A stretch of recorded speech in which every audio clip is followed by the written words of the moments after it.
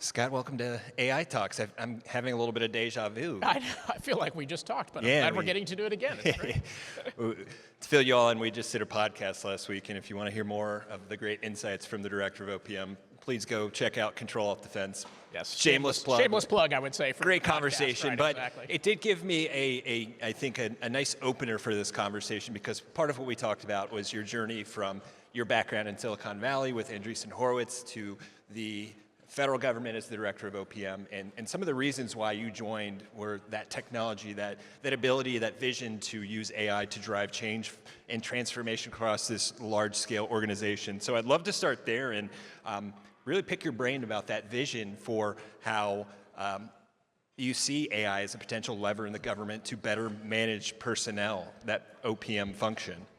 Yeah, well, first of all, again, thanks for having me, and thanks for everybody being here. I realize we are probably standing between people and lunch, so classic. Hopefully you'll give us a few minutes of time.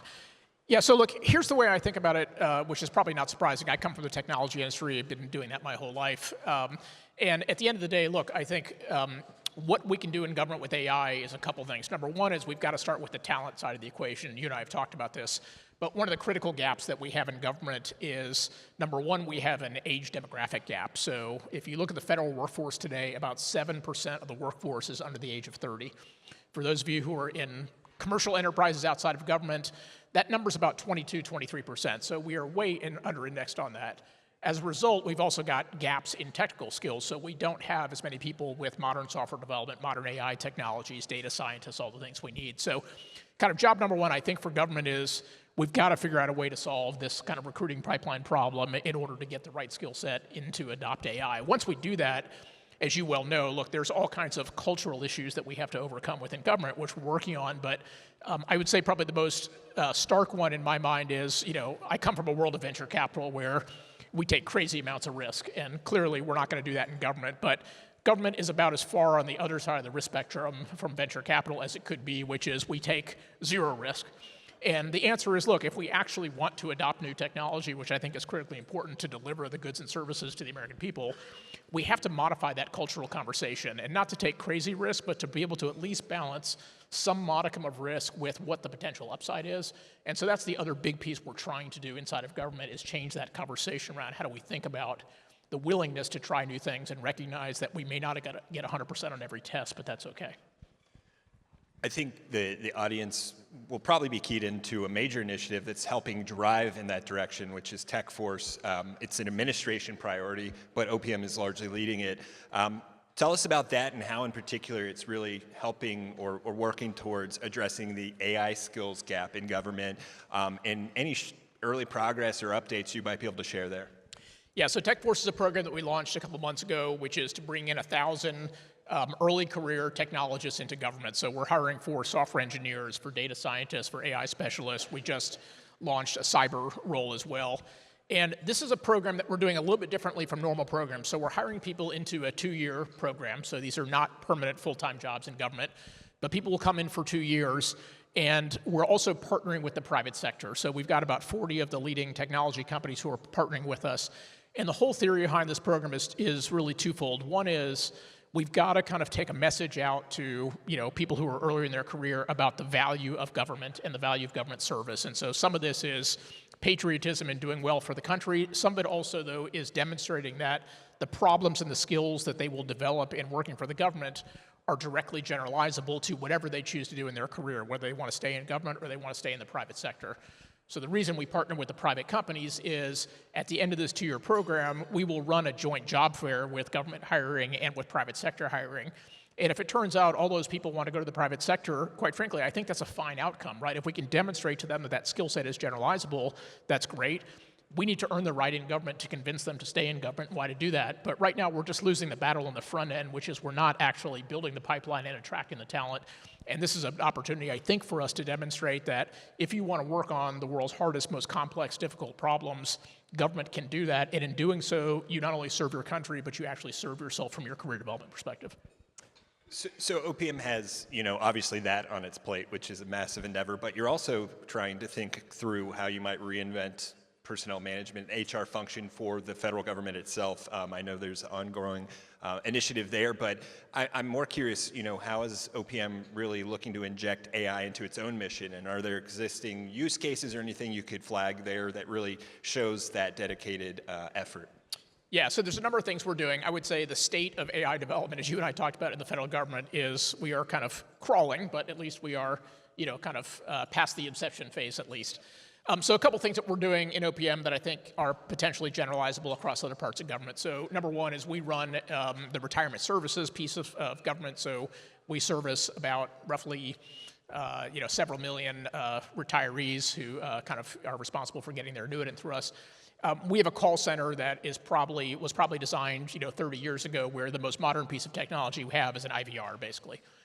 And so one of the projects we're working on right now is reimagining, if you were to build a customer support infrastructure in 2026, what would that look like? And clearly, that's an area where there is a role for AI. Now, we're dealing with a very aging and aged population, so I'm not expecting that every single person is going to want to chat with an AI chatbot all the time, but there are certainly self-service options and other things that AI can help us do that will not only create efficiency, but more importantly, actually create much better customer service.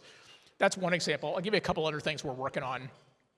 One is when you hire in the government, one of the most manual processes in hiring in government is actually building out the job descriptions, or what they call PDs, position description, for those of you who are government lingo folks.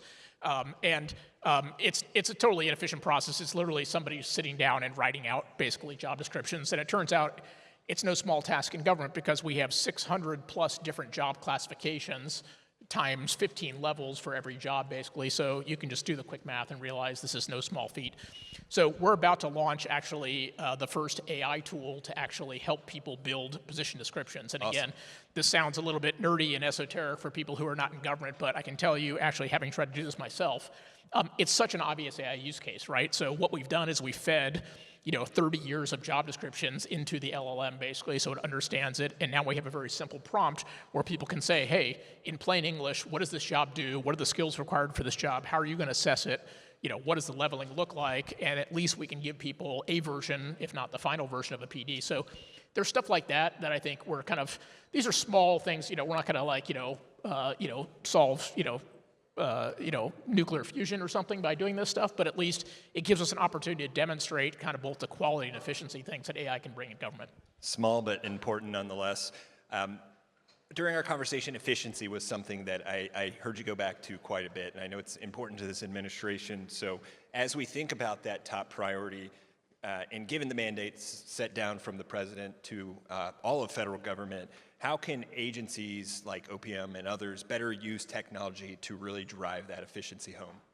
Yeah, so when we've been talking about efficiency, I think kind of the shorthand for efficiency is people just think, okay, are you cutting costs, basically? And the problem we have in government is the solution to every problem so far has been, if we get a new mandate from Congress or we want to do something more, the answer is go hire new people in order to do that. And not only does that obviously put us in the very precarious financial situation that we're in with respect to the debt, but it's just not a scalable way to do business. So again, like I'll tell you, in my customer support center for retirement services, we would probably need to hire several hundred more people just to kind of keep pace with things, but that's not going to actually ever solve the problem, because you've got this combinatorial problem of the number of issues will continually rise over time. So when we talk about efficiency, what we're trying to do is change the dialogue and say, look, the goal of efficiency should be, can you deliver a better service to the American people and potentially more services than you're already doing, but without effectively bankrupting ourselves? And so as I think about efficiency in our organization, I think we'll do things tomorrow that we're not doing today, because they will be new jobs and new opportunities that free up, because routinized things that don't require kind of the brain power of a highly paid individual can be resourced by AI or by other pieces of technology, and we can actually put the people on things for which we need them to actually utilize their brain power. So that's what we're trying to do. So I would think of it as we are basically kind of re-platforming government to figure out, what are the things that no longer add value that we shouldn't be doing? What are the things that we still need to do, but we can do actually with greater efficiency? And then, quite frankly, what is the additional set of services we can do that should not cost us much more at the margin, because we're being smart about how we deploy technology? Well, Director Kupor, it's been a pleasure chatting with you again. Thanks so much for sharing your insights and vision for OPM and the federal government and the federal workforce. Thank you so much. Let's give him a warm round of applause for his time. Appreciate it.